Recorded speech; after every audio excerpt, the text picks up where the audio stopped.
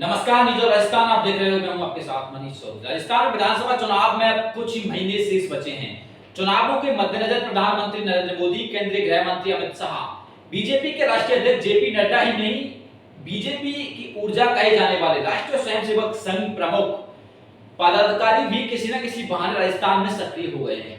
BJP जब कोई भी सत्ता को वापस हासिल करने को बेचैन है, तो वही सीएम गहलोत के नेतृत्व में कांग्रेस ने भी अपनी कोशिश तेज कर दी है।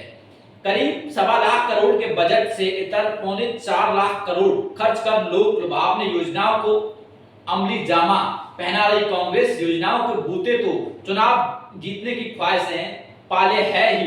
गहलोत और सचिन पायलट के बीच मचे सत्ता के संग्राम के थम जाने से भी उत्साहित है।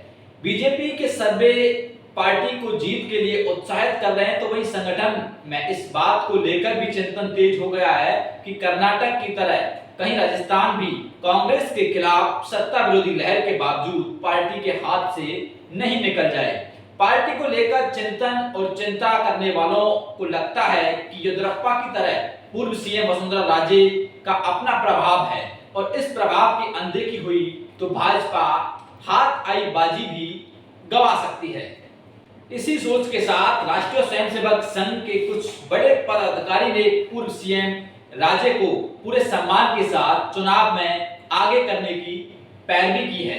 रिपोर्ट देखिए। राजस्थान विधानसभा चुनाव में अब कुछ ही महीने शेष बचे हैं। चुनावों के मद्देनजर प्रधानमंत्री नरेंद्र मोदी, केंद्रीय गृह मंत्री अमित शाह और बीजेपी के राष्ट्रीय अध्यक्ष जेपी नड्डा ही नहीं, बीजेपी की ऊर्जा कहे जाने वाले राष्ट्रीय स्वयंसेवक संघ के प्रमुख पदाधिकारी भी किसी न किसी बहाने राजस्थान में सक्रिय हो गए हैं।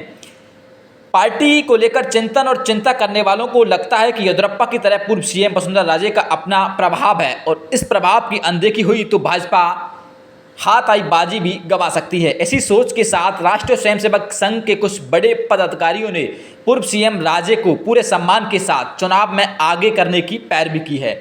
सूत्रों के अनुसार ऐसा राजे के प्रति राजस्थान में अंदर ही अंदर चल रही इस चर्चा को चलते हो रहा है कि बिना वसुंधरा बीजेपी की जीत आसान नहीं।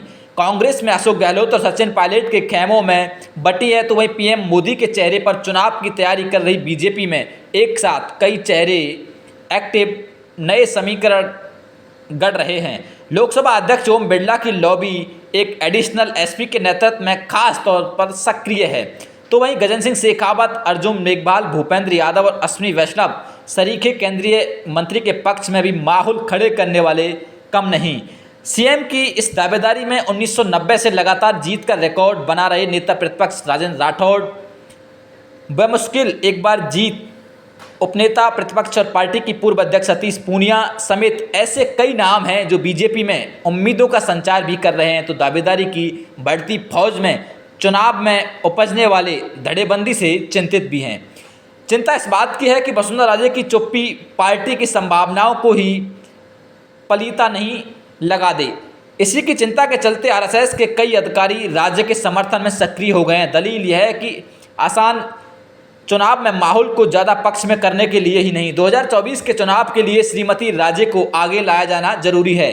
इन्हीं कोशिशों के बीच नेता प्रतिपक्ष राजेंद्र राठौड़, पार्टी अध्यक्ष प्रदेश सीपी जोशी, लोकसभा अध्यक्ष ओम बिरला के पक्ष में लामबंद होने की चर्चाएं भी बीजेपी दफ्तर में खूब सुनाई पड़ रही हैं। चर्चा यह भी है कि ओम बिरला की दावेदारी को अगर कोई जोर का झटका धीरे से दे सकता है तो वह बीजेपी के कद्दावर नेता ओम माथुर हैं, जो पार्टी को दुरुस्त भले ही छत्तीसगढ़ में कर रहे हों, लेकिन निगाह उनकी राजस्थान पर भी कम नहीं।